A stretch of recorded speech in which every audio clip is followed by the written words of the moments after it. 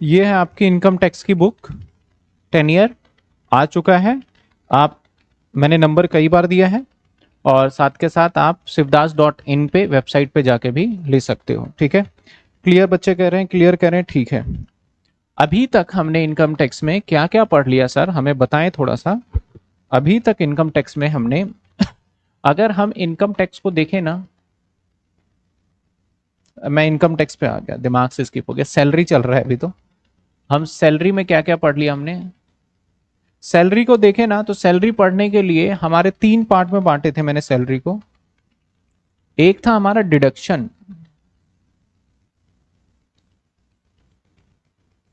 Deduction. Sir deduction क्या होते हैं, इसमें 3 बातें थी। एक था हमारा स्टैंडर्ड डिडक्शन,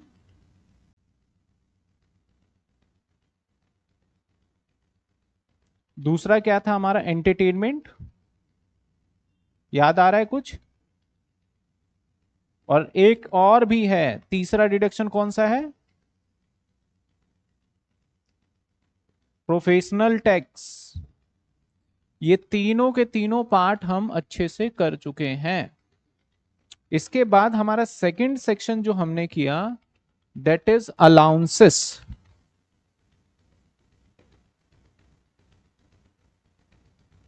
अलाउंसेस की बात करें तो अलाउंसेस के अंदर भी हमने काफी सारे चीजें करें, जैसे कि फुल्ली टैक्सेबल,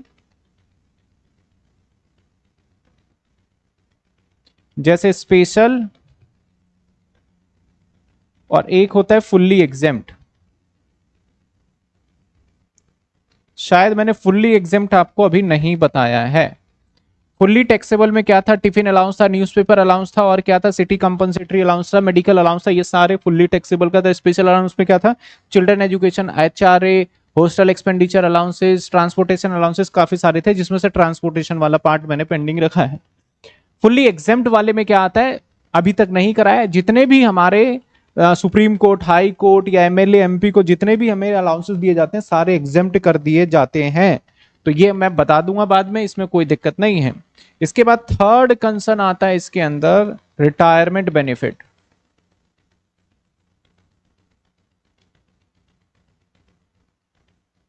आप जब भी सैलरी को रिवीजन के लिए बैठे ना, तो इसी फॉर्मेट में पढ़ें आप।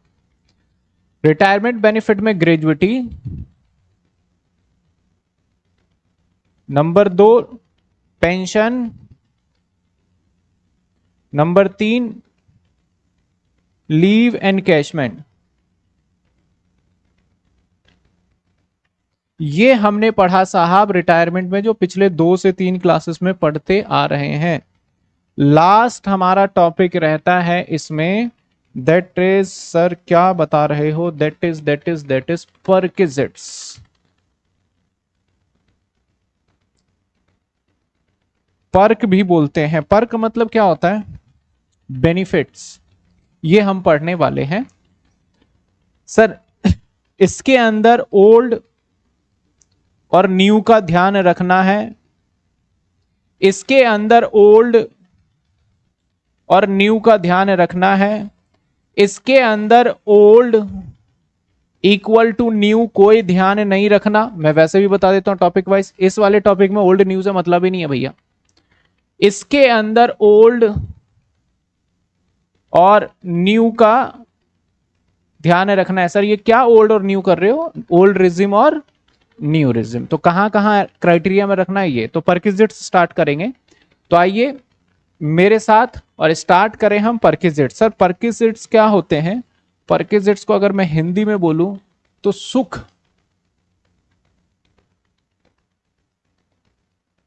सुख सुविधा। सर ये क्या होता है सुख सुविधा? मतलब कि कंपनी आपको क्या करेगा? सुविधा गलत लिख दिया,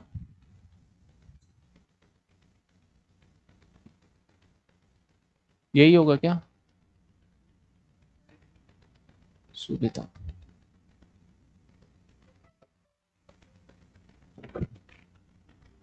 सुविधा। तो सर सुख सुविधा, सुख का मतलब, आप ध्यान से देखिएगा, ये मेरा एम्प्लॉयर,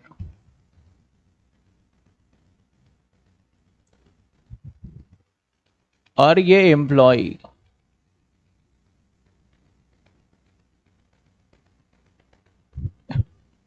अब एम्प्लॉय को प्रॉब्लम जो भी होगा उसका समस्या का सॉल्यूशन किसको करना होगा? एम्प्लॉयर को। नहीं करेगा तो क्या करेगा एम्प्लॉयर? अगर एम्प्लॉय की समस्या का समाधान नहीं होता, इसके प्रॉब्लम का सॉल्यूशन नहीं होता, तो क्या करेगा एम्प्लॉय? काम छोड़ देगा। सिंपल सी बात है भैया, मुझे तो अपना देखना है ना। अब क्या करा एम्प्लॉयर ने? इसको टेंशन है भैया घर की। अब घर की मतलब कि कहां रहें, रहने की टेंशन है। कहां रहें, नहीं रहें। बार बार ये आके बोलता है अपने एम्प्लॉयर से एम्प्लॉय कि सर देखिए मुझे रहने की बड़ी प्रॉब्लम हो रही है यहाँ पे। एक तो आपका ऑफिस जंगल में बना रखा है और यहाँ आए जाए कैसे, और ये दिक्कत हो रही है।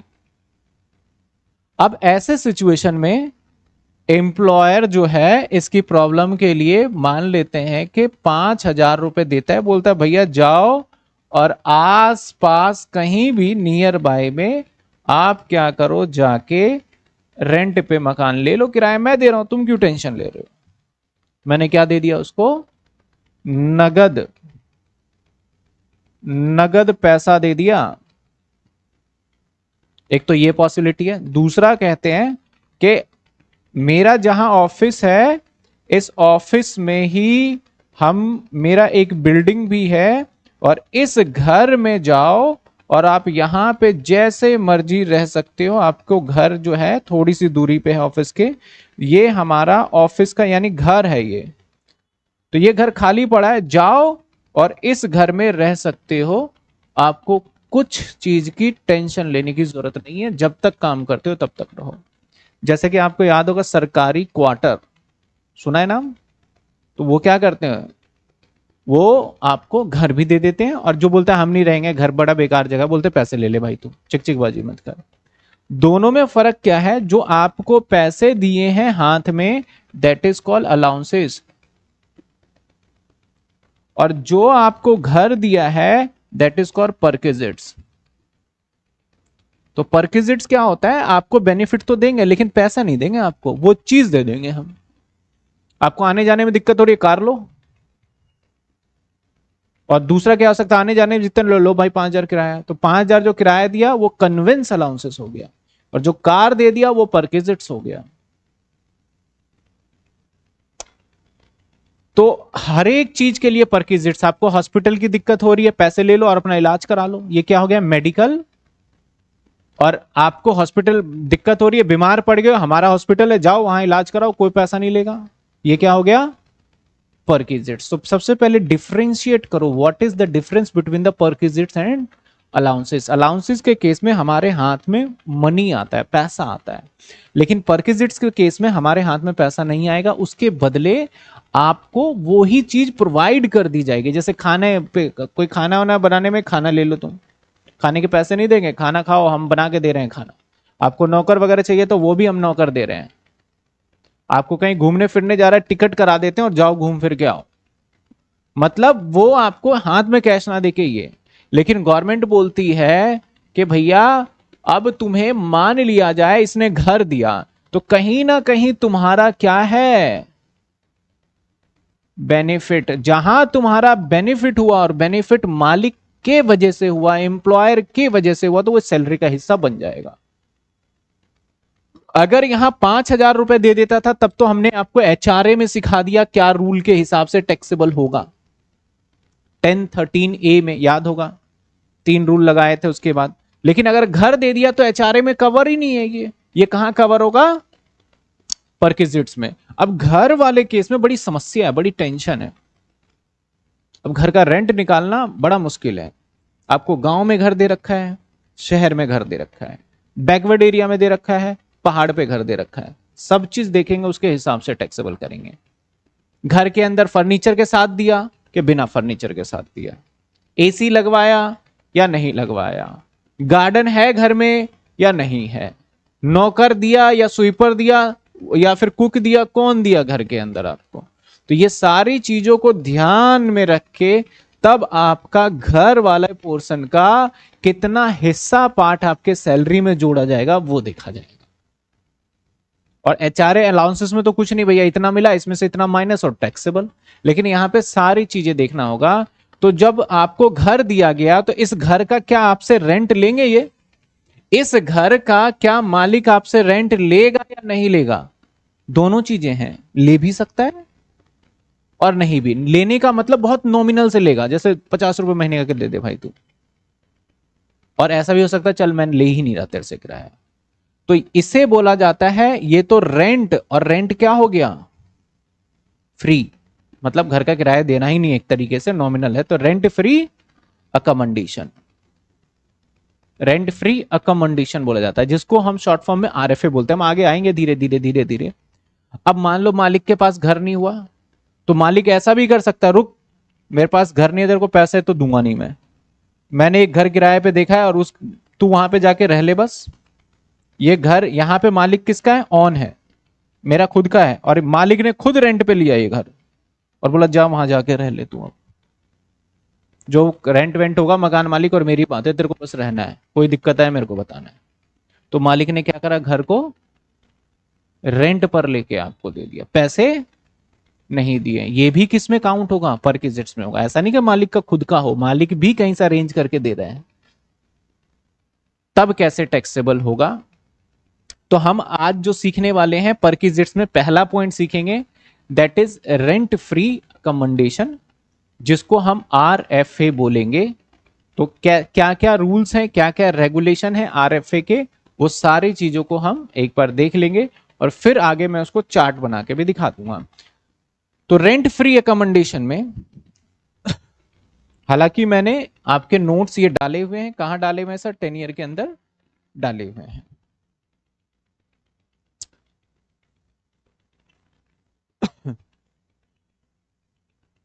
देखिए, मेरे हिसाब से बेहतर रहेगा इसको तो मैं रीड करके बता दूं, और उससे पहले मैं सिंपल सा क्या करूं, आपको पूरा चार्ट बना के करा दूं।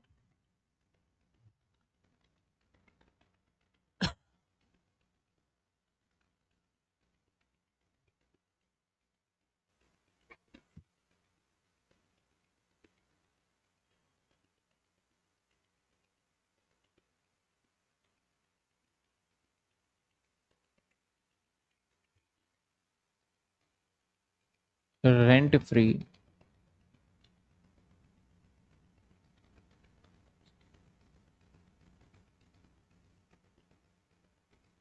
अकोमोडेशन,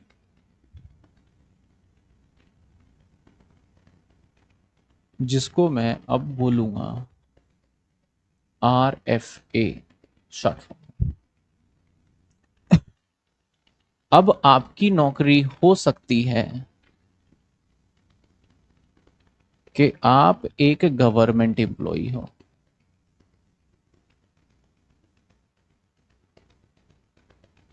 और अगर आप हुए गवर्नमेंट एम्प्लॉय, तो आपका जो टैक्सेबल होगा वो होगा लाइसेंस फी। जो भी लाइसेंस फी गवर्नमेंट डिसाइड करती है, उतना हिस्सा आपका टैक्सेबल माना जाएगा। दूसरा, घर हो सकता है आप अगर प्राइवेट एम्प्लॉय हो, या नॉन गवर्नमेंट लिखूं तो ज्यादा बेहतर है।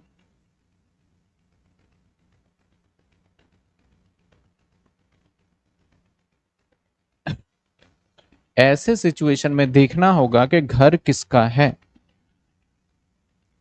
ऐसे सिचुएशन में देखना होगा कि घर किसका है। या तो ऑन बाय ऑनर, ऑनर का मतलब एम्प्लॉयर लिखना था, ऑनर लिख दिया, ऑन बाय एम्प्लॉयर, ईआर लिख रहा हूं, ठीक है।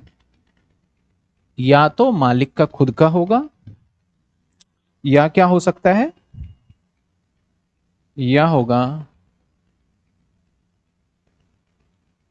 रेंट पेड बाय एम्प्लॉयर, मालिक ने किराए पे लेके दे दिया, ठीक है, मालिक ने किराए पे लेके दे दिया। अब सर, अगर आपका खुद का घर है, प्रॉब्लम ये आई कि आपका घर है किस एरिया में, शहर में है, गांव में है, पहाड़ों पे है, खेत में है, कहाँ घर है, क्योंकि उसका रेंट उसी के हिसाब से डिसाइड होगा। आप दिल्ली में है तो आपको छोटा सा, बहुत छोटा सा अगर एरिया लो तो उसके लिए भी 5 से 10 हजार पे करना पड़ेगा। और अगर आप रूरल एरिया में चले जाओ तो 5 हजार में तो विला खरीद रेंट पे ले लोगे आप, पूरा 10 कमरों का सेट मिल जाएगा आपको, घूमते रहो उसमें। तो अब रेंट का हिसाब किताब भी तो देखना पड़ेगा। तो अब देखते हैं कि भैया अगर एम्प्लॉयर के थ्रू है, अगर मेरा खुद का घर है, तो आप डिसाइड करोगे वहां के जनसंख्या पे, पॉपुलेशन पे, वहां की जनसंख्या, पॉपुलेशन, कितनी जनसंख्या है। इसमें एक अमेंडमेंट आया इस साल। बाकी आपको अमेंडमेंट का फर्क पड़ेगा नहीं क्योंकि आप तो नए बच्चे हो, लेकिन पुराने बच्चे अगर कोई हो तो उसे पता लगेगा कि अमेंडमेंट क्या है। और जितने भी यूट्यूब पे वीडियो डली होती है वो पुरानी डली होती है, अमेंडमेंट नई में होती नहीं, तो इनकम टैक्स का फायदा मिलता नहीं अगर हम ऑनलाइन पढ़ने की कोशिश करें तो। अमेंडमेंट आया कि, और अमेंडमेंट आया हमारा 31 अगस्त को, 31/8/2023। 31/8/2023 तक के अपने अलग रूल थे, पहले पुराने रूल चले आ रहे थे। निर्मला जी ने क्या करा, 1 सितंबर, 1 सितंबर, 1/9/2023 से फैसला किया कि इस कानून में थोड़ा सा बदलाव किया जाए। तो अब इसके क्वेश्चंस आपको दोनों पोर्शन में बांट के करना है। एक ये वाला रूल भी लगाना है, कितने महीने के लिए, अप्रैल, मई, जून, जुलाई, अगस्त, यानी 5 महीने के लिए। और 7 महीने के लिए कौन सा रूल लगेगा आपका, ये। तो ये वाला जब भी हम क्वेश्चंस करेंगे तो 5 महीने के लिए ये वाला रूल चलेगा, और 7 मंथ के लिए ये वाला रूल चलने वाला है। यानी दोनों रूल को आपको पता करना है। पहले डेंसिटी पॉपुलेशन की बहुत कम हुआ करती थी, मतलब इतने लोग तो नहीं थे, इतनी आबादी भी नहीं थी, आप देखोगे पहले कम लोग थे। तो ये रूल पता नहीं कब से चला आ रहा था, तो इसके अंदर जनसंख्या में बदलाव कर दिया उन्होंने। पहले उन्होंने रखा 10 लाख तक अगर पॉपुलेशन होगा तो इतने परसेंट हम आपका सैलरी का, घर का किराया। यानी जहां पे डेंसिटी 10 लाख है तो वो समझ रहे हैं कि भैया वो छोटा थोड़ा सा एरिया होगा। और जहां 10 लाख से लेके 25 लाख तक जनसंख्या, वो थोड़ा अच्छा एरिया होगा। और जहां पे 25 लाख से ज्यादा पर्सन है उसे बोला जाएगा कि हाँ भैया ये तो पूरा टाउन है, टाउन का मतलब सिटी है पूरा। और वहां पे रेंट क्या होगा, ज्यादा, जिसका बेनिफिट आपको ज्यादा मिलेगा। तो पहले क्या था, पॉपुलेशन की अगर बात करें,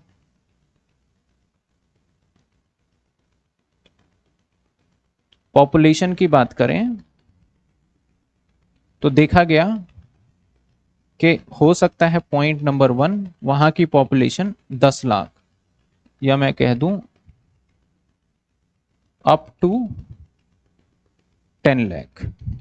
और हो सकता है पॉपुलेशन अप टू 25 लाख। और हो सकता है population exceed 25 lakh, exceed 25 lakh.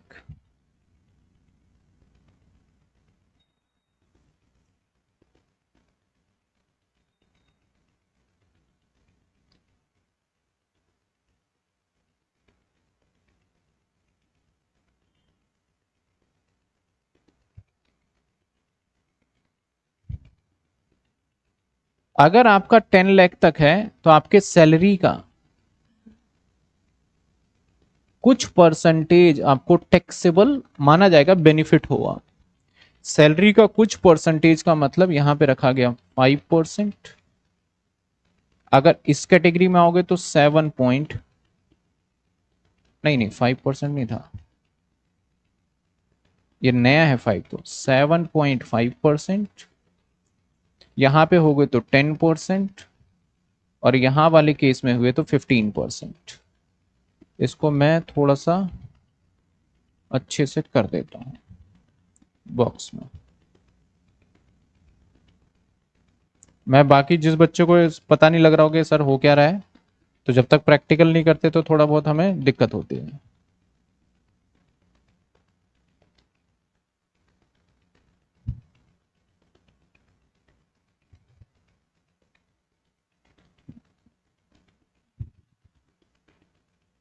ये मैंने एक परसेंटेज बना दिया जो कि आपको साफ साफ विजुअल हो। ये कौन से रूल हैं? नए रूल हैं, पुराने रूल हैं? ये पुराने रूल हैं, और इसमें ओल्ड और नए का कोई मतलब नहीं है, दोनों के लिए सेम रूल है।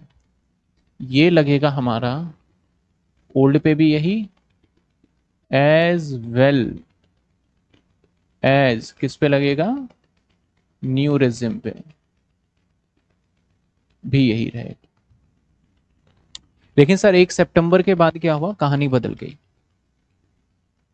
और कहानी बदली क्या, पॉपुलेशन बढ़ चुका था 2023 में, तो उन्होंने 40 लाख 1 करोड़ इस तरीके से पॉपुलेशन रखा, और ये परसेंटेज को भी रिड्यूस कर दिया।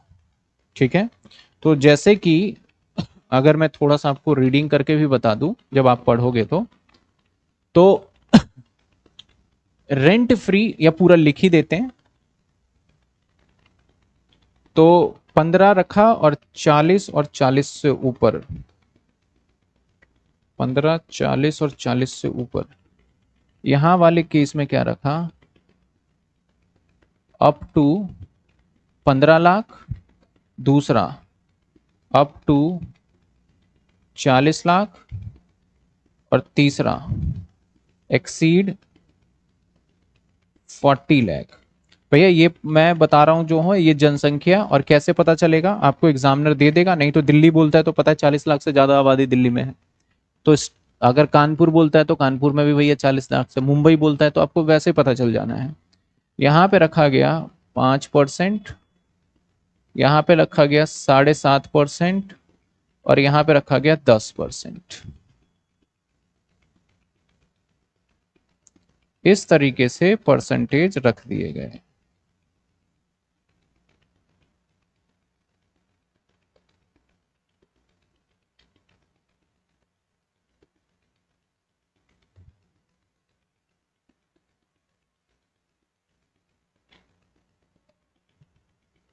इस तरीके से परसेंटेज रख दिए गए। यहां तक समझ में आई बात आपको? अगर घर गवर्नमेंट एम्प्लॉई है तो भैया तुम्हारा सिर्फ टैक्सेबल होगा लाइसेंस फीस, जितना लाइसेंस फीस यानी क्वेश्चंस में दे देगा वो टैक्सेबल उठा के कर दो। लेकिन अगर नॉन गवर्नमेंट एम्प्लॉई है, तो अगर मालिक का खुद का घर है, तो हम पहले ये देखेंगे कि अगस्त तक रूल अलग थे और सितंबर के बाद रूल अलग हो गए। वहां पे डिसाइडेड हुआ पॉपुलेशन के हिसाब से। पॉपुलेशन का मतलब जनसंख्या, अगर आपकी जनसंख्या वहां पे कितनी है, 10 लाख है, 7.5%, 10 से लेके 25 है, 10%, और 25 से ऊपर पे 15। लेकिन उसके बाद सिनेरियो चेंज हुआ, 15 लाख तक 5%, 40 लाख तक 7.5%, और 40 लाख से ऊपर 10%। यहां पे 10% पे ही रोक दिया गया। ये मैं कब की बात कर रहा हूं, जब आपका खुद का घर हो। लेकिन अगर घर रेंटेड है, अगर घर क्या है, रेंटेड है, तो क्या होगा सर, इस पे भी कानून बदल दिया गया। अगर घर रेंटेड है तो रूल बना दो, एक 31/8/2023, और अमेंडमेंट आया 1/9/2023 के बाद अलग कहानी।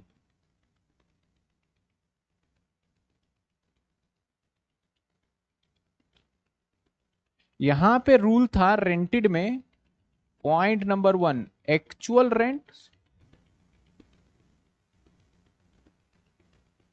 यहां पे रूल था टैक्सेबल वैल्यू,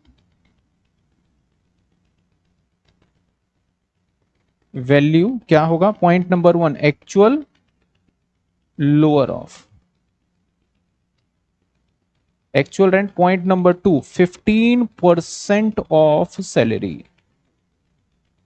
यानी यहां पे आपके सैलरी में वो कौन सा हिस्सा है जो जोड़ दिया जाएगा, तो बोला कि भैया इन दोनों में से जो कम है वो सैलरी में जोड़ा जाएगा। दोनों में से जो, मान लो मैं 50,000 रुपए अगर रेंट दे रहा हूं, और मेरा 10% सैलरी हुआ 45,000, तो मेरी सैलरी में जोड़ दिया जाएगा कितना, 45,000। अगर मैं 50,000 रेंट दे रहा हूं और 10% होता है 65,000, तो मेरी सैलरी में सिर्फ 50,000 ही जोड़ा जाएगा।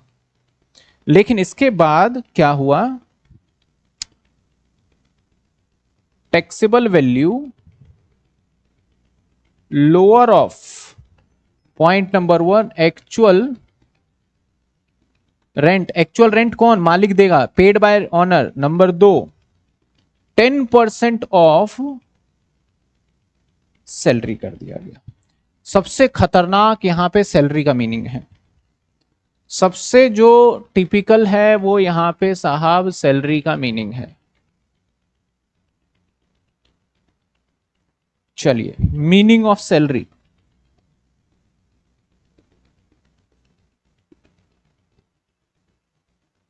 बेसिक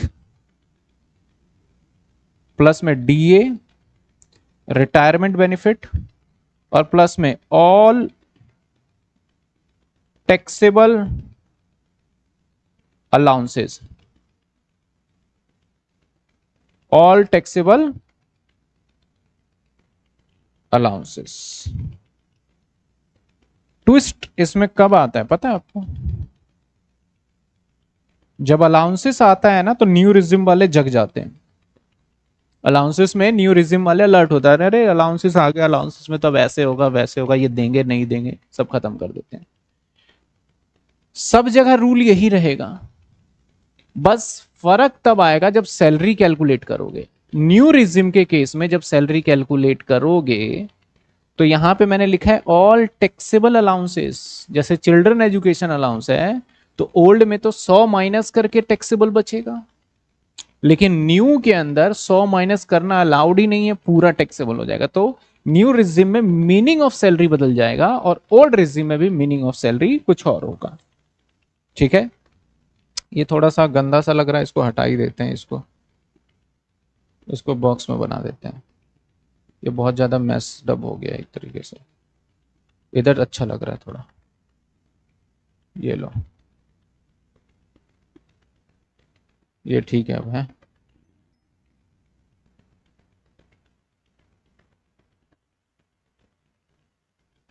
ओके,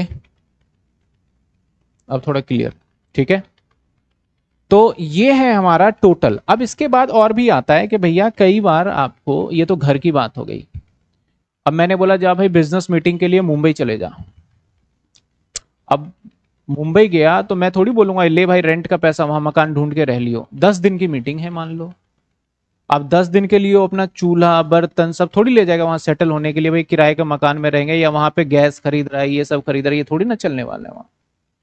अब 10 दिन गया है तो 10 दिन कैसे रह के मीटिंग सॉल्व करके आएगा, एक ही तरीका है उसका। किस चीज का तरीका है, होटल का। तो अब हम जब देंगे उसको, जा मीटिंग खत्म करके आ, होटल में रह लियो इतने दिन तक, तो कुछ दिनों तक सरकार ने बोला कि मीटिंग जायज है, होटल में रह सकते हैं, और कुछ दिनों के बाद हद ही हो जाएगा, 6 महीने से होटल में मीटिंग ही कर रहा है वो, तब तो हद ही हो गई भाई। तो उसके बाद क्या होगा, उसके बाद भाई अब टैक्सेबल दो, ये मीटिंग वाला नहीं है, ये तो भैया तुमने रहने के लिए अपना हिसाब किताब बना दिया इसका। और कई बार ऐसा होगा कि जब वो एक घर से दूसरे घर में जाएगा, जैसे दिल्ली में रह रहे हो, सारा आपने पूरा मकान सजा रखा है अपना, किराए पे ही रह रहे थे, सब कुछ था यहाँ पे आपके पास, पूरे खाने बनाने खाने पकाने का सारा बर्तन वगैरह था आपके पास, गैस चूल्हा वगैरह सब था, रहने के लिए पलंग वगैरह सब रख रखा है। अब आप चले गए भैया यूपी, ट्रांसफर हो गया। मैंने कहा कि भैया यूपी जाओ, और वहां पे मैंने एक घर रेंट पे लेके दे दिया, या मैंने कहा कमरा तुम ढूंढो, वहां किराया मैं दे दूंगा, उसी को दूंगा मकान मालिक को, तुम्हें नहीं दूंगा। तो अब वो जब दिल्ली से यूपी जाएगा तो जो दिल्ली के अंदर उसका एक घर है, उस घर में ताला बंद करके जाएगा, और पहले यूपी के अंदर वो अपना घर देखेगा, और यूपी का घर ढूंढने के बाद वहां का थोड़े दिनों तक वो माहौल देखेगा। यानी एक टाइम पे दो दो घर किराए पे रह जाएंगे उसके। दिल्ली वाला भी ताला बंद करके गया हुआ है, वहां माहौल देख रहा है, तो अब दो दो घर का किराए पे रहने के बाद कैसे टैक्सेबल होगा, ये भी आ जाएगा। और कुछ ऐसे भी केसेस हो सकते हैं कि आपको एकदम ट्राइबल एरिया, एकदम बैकवर्ड एरिया, जहां पे खाने पीने की कुछ नहीं है, वहां फैसिलिटी दे दी गई, तो कितना पार्ट टैक्सेबल होगा, नहीं होगा, ये देखेंगे। अभी जो हमने देखा सिंपल रेंट फ्री अकोमोडेशन, जिसके अंदर क्या था सर, अगर ओनर का खुद का घर है, अगर गवर्नमेंट एम्प्लॉय है तो लाइसेंस फी टैक्सेबल, झंझट ही नहीं है। नॉन गवर्नमेंट एम्प्लॉय है, ओनर का खुद का घर है, तो देखना पड़ेगा अक्टूबर से अगस्त से पहले और अगस्त के बाद। अगस्त से पहले वाले में डेंसिटी, वहां का पॉपुलेशन होगा अगर 10 लाख तो 7.5%, 10 से 25 लाख के बीच में 10%, और 25 लाख से ऊपर आपका 15%। लेकिन अगस्त के बाद चेंज हो गया सितंबर में, अगर आपका पॉपुलेशन वहां का कितना है, पॉपुलेशन 15 लाख है तो 5%, और 40 लाख तक है तो वहां पे आपका 7.5%, और 40 लाख से ऊपर पे 10% कर दिया गया। अगर रेंटेड घर है तो ऐसे सिचुएशन में आपको एक्चुअल रेंट जितना मालिक पेड कर रहा है और 15% of salary which ever is lower, ये अगस्त तक रूल रहेगा। अगस्त के बाद जो 15% है वो कन्वर्ट हो जाएगा किसमें, 10% के अंदर। सर सैलरी का मतलब क्या है सर, बेसिक सैलरी है, डीए है, retirement benefit, all taxable allowances, उसमें एचआरए आ जाएगा, चिल्ड्रन एजुकेशन अलाउंस आ जाएगा, हॉस्पिटल आपका एक्सपेंडिचर आ जाएगा, जो एनी काइंड ऑफ अलाउंसेस सब जोड़ दिए जाएंगे। इसके अंदर पीएफ का पैसा नहीं जुड़ने वाला, इसके अंदर आपका लाइक फॉर एग्जांपल इसमें बोनस वगैरह सब आ जाएगा भैया। मैंने बोनस वोनस लिखना भूल गया, प्लस बोनस और प्लस परसेंटेज फिक्स कमीशन, ये दो पार्ट रह गया था, दिमाग से निकल गया, वो भी आ जाएगा इसके अंदर। चलिए, तो ये सारी चीजें ऐड करके करेंगे। एक बार फटाफट से हम देख लेते हैं जो चार्ट में लिखा हुआ है, चार्ट में कैसे लिखा हुआ है समझना पड़ेगा। मैंने लिखा rent free accommodation unfurnished, unfurnished में मतलब मकान खाली दे दिया, टीवी फ्रिज ये सब नहीं दिया अभी हमने आपको। कहता है टैक्सेबल और एग्जेम्प्ट, किस लोगों को लिए टैक्स नहीं देना और किस लोगों को टैक्सेबल देना है। अब टैक्सेबल में देखते हैं, एक तो नॉन गवर्नमेंट एम्प्लॉय आ गया, और गवर्नमेंट एम्प्लॉय का कहां लिखा है, इधर आ गया हमारा अकोमोडेशन टू गवर्नमेंट और नॉन गवर्नमेंट इन होटल, ये तो दूसरा पार्ट आ गया। ये रहा गवर्नमेंट, गवर्नमेंट एम्प्लॉय के लिए आ गया, यहां के लिए, अच्छा इधर के लिए ऐसे कर दिया, ये गवर्नमेंट एम्प्लॉय है, गवर्नमेंट एम्प्लॉय का लिख दिया। टैक्सेबल होगा क्या, licence fee determined by the union, state या गवर्नमेंट जो भी है वो हो जाएगा।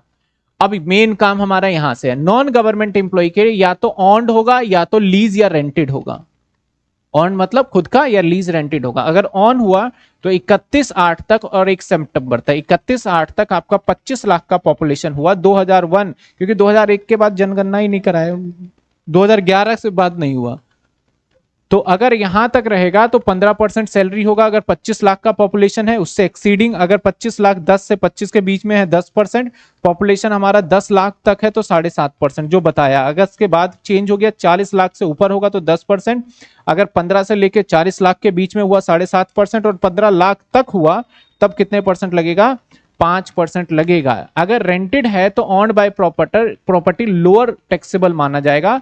क्या माना जाएगा, एक्चुअल रेंट पे जितना पेबल है, और यहां पे थोड़ा सा मैं चेंज करना चाहूंगा, जो मैंने लिखा है 10% और 15%, अप टू 31/8 तक 15% के कैटेगरी में रहोगे, और 1/9 के बाद आप 10% विच एवर इज लोअर। इस नोट्स के अंदर थोड़ी सी कमी रह गई, वो अगली बार ही करेक्ट हो सकता है, यहां पे वो वाला परसेंटेज नहीं लिखा है मैंने, ठीक है, वो टाइपिंग एरर रह गया होगा, मैंने दिया तो था।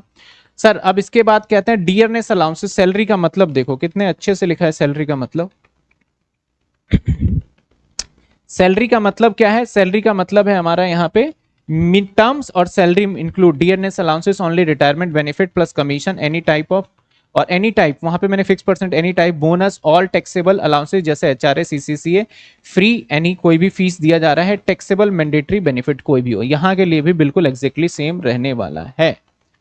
अब सर अगर आप होटल में आ जाते हो, होटल के अंदर थोड़ा चेंज था, होटल में थोड़ा चेंज था, होटल में आ जाते हो आप, अकोमोडेशन गवर्नमेंट हो चाहे नॉन गवर्नमेंट, आपको होटल में दिया जा रहा है, तो बोला गया भैया टैक्सेबल वैल्यू होगा 24% ऑफ सैलरी और एक्चुअल हायर चार्ज जो दोनों में से कम होगा वो आपके सैलरी में जोड़ देंगे, लेकिन कंडीशन ये है amount paid by the employee deduct from the perquisites.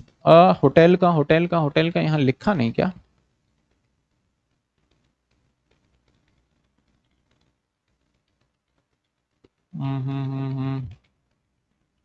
If transfer employ hotel यहां पे लिख दिया, इसके लिए नोट है ये। चलो, अगर आप 15 दिन 15 डेज तक होटल में रुकते हो तो कोई चार्ज नहीं लगेगा आपका सैलरी में, और 15 दिन से जितना ज्यादा रुकोगे वो आपका टैक्सेबल मान लिया जाएगा। मतलब कहा कि आप बिजनेस मीटिंग के लिए जा रहे हो तो 15 दिन तक मीटिंग खत्म हो जाती है, और 15 दिन से ज्यादा रह रहे हो आप तो टैक्सेबल का पार्ट हो जाएगा। अब एग्जेम्प्टेड में डाल दिया था, वो एग्जेम्प्टेड का मतलब भैया आपको टैक्स देना ही नहीं है आकर, ऐसी सुविधा। Rent officially residence provide union minister, leader, opposition, parliament, इन सभी को दिया जाता है। जितने भी हमारे मिनिस्टर्स हैं, जितने भी नेता हैं, उन सभी को अगर दिया जाता है तो वो क्या हो जाता है, एग्जेम्प्ट, उनको टैक्स ही नहीं देना पड़ता। बड़े चालाक होते हैं नेता और वकील ना, बहुत चालाक होते हैं, क्योंकि वकील को पता है भैया केस होगा तो हमारे पास आएगा, तो हम ऐसा कानून बना देते हैं कि वकील का फायदा हो, और नेता बोलते हैं कि कानून हमें ही बनाना है, तो वो बोलते हैं कि सारी हमें बेनिफिट मिल जाए। तो उन्होंने बोला कि अगर कोई भी एमएलए हो, एमपी हो, पार्लियामेंट वाले को घर वगैरह मिलता है और सेम सुप्रीम कोर्ट के जज वगैरह को ऐसा कुछ मिलता है, तो ऐसे सिचुएशन में उनसे टैक्स मत लेना, उनका फुल्ली एग्जेम्प्ट होगा। Rent free official provide the जज ऑफ हाई कोर्ट और सुप्रीम कोर्ट का, भैया जज ने भी अपने आप को सेफ रखा कि उनको बड़े बड़े बंगले मिल जाएंगे, कोई परक्विजिट्स नहीं है, सारा सैलरी जेब के अंदर, कोई टैक्स नहीं देना उनको। अकमंडेशन प्रोवाइड द माइनिंग साइट। अब माइनिंग साइट में आपने देखा होगा, माइनिंग साइट कौन सा होता है, कोयले के खदान जिसके अंदर कोयला निकाला जाता है, वो बड़ा रिस्की एरिया होता है वो वाला, और आसपास इतनी फैसिलिटी भी नहीं होते। या ऑफ ऑन श्योर आ गया, ऑफ श्योर्स होता है ऑयल फील्ड, जहां पे होता है समुद्र के बीच में से तेल निकाला जाता है, आपने इंडियन ऑयल वगैरह देखोगे तो उस तरीके से होता है।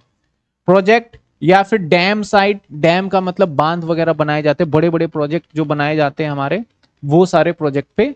पावर जनरेशन रिमोट एरिया, और गांव में ऐसा काम चल रहा है एकदम रिमोट एरिया में, जहां खाने के लिए कुछ नहीं है, जंगल ही जंगल है, और वहां पे काम करना पड़ रहा है, तो वहां पे जो भी उनकी सुविधा दी जाएगी, रहने का, खाने का, जो भी बेनिफिट दिया जाएगा, सब सरकार बोलती है माफ कर दो भाई, क्योंकि इससे टैक्सेबल लेंगे तो वो उस एरिया में काम करने भी नहीं जाएगा, और उस एरिया में काम नहीं करेगा तो भैया डेवलप कैसे होगा, तो उनपे माफ कर दिया गया।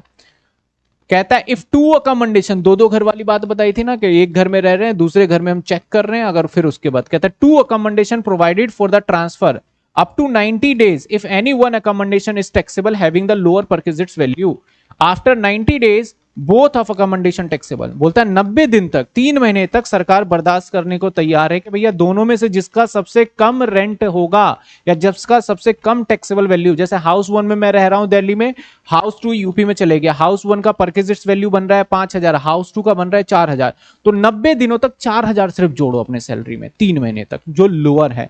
90 दिन के बाद 5 भी जुड़ेगा और 4 भी, टोटल कितने जुड़ जाएंगे, 9,000। तो कहता है कि 90 डेज तक आपका one accommodation will be taxable, और after 90 days both accommodation will be taxable, दोनों अकोमोडेशन क्या होगा, टैक्सेबल हो जाएगा। If on transfer of employ to hotel accommodation, transfer में दिया गया तो अप टू 15 डेज इन एवरीकेट इन नॉट टैक्सेबल, वो नहीं टैक्सेबल होगा, आफ्टर 15 डेज क्या हो जाएगा भैया, टैक्सेबल हो जाएगा। सैलरी का मतलब है DA only if retirement benefit, commission, any type bonus, allowances, HRA, मतलब सैलरी का भी मतलब यहाँ पे सेम रख दिया गया है। तो ये पूरा का पूरा क्या था हमारा, रेंट फ्री अकोमोडेशन। कहां कहां हो सकता है, मालिक का घर हो सकता है, पहले सरकारी एम्प्लॉय का सरकारी क्वार्टर हो सकता है, मालिक का खुद का घर हो सकता है, मालिक रेंट पे ले सकता है, मालिक ने आपको होटल में रहने के लिए दे दिया, मालिक ने आपको 2 घर प्रोवाइड कर दिया रहने के लिए, आपको रहने के लिए दिया गया बैकवर्ड एरिया में, एकदम रिमोट एरिया के अंदर, तो फिर क्या क्या है, अगर रिमोट एरिया में दिया गया कोई टैक्सेबल नहीं, एमएलए एमपी को दिया गया कोई टैक्सेबल नहीं, सुप्रीम हाई कोर्ट के जज को दिया गया कोई टैक्सेबल नहीं, होटल में दिया गया है तो भैया कितने दिन तक, 15 दिन तक कोई टैक्सेबल नहीं, 15 दिन के बाद कितना टैक्सेबल हो जाएगा, 24% ऑफ सैलरी, और एक्चुअल जो भी होटल का खर्चा होगा विच एवर इज लोअर आपका टैक्सेबल होगा। 2 अकोमोडेशन दे दिया गया तो 90 दिन तक कोई भी एक कम होगा उसका आप टैक्सेबल कर लेना, 90 दिन के बाद आप दोनों को ही टैक्सेबल करना पड़ेगा। ये था हमारा पूरा का पूरा रेंट फ्री अकोमोडेशन, होटल वाले पार्ट को मैंने यहीं कवर कर लिया, अलग से चार्ट नहीं बनाया। एक बार देखिए पहले, क्योंकि जब तक इसके क्वेश्चन वोश्चन नहीं करेंगे ना थोड़े बहुत, तो हमें क्लियरिटी मिलेगी नहीं कि हो क्या रहा है। पहले यहां तक देखिए, सबसे दो ही परक्विजिट्स में सर कितने हैं? दो हैं, एक ये होटल और एक कार। उसके बाद सारा एक एक लाइन में पढ़ने वाला है, सिर्फ वो एक होटल है और एक कार है।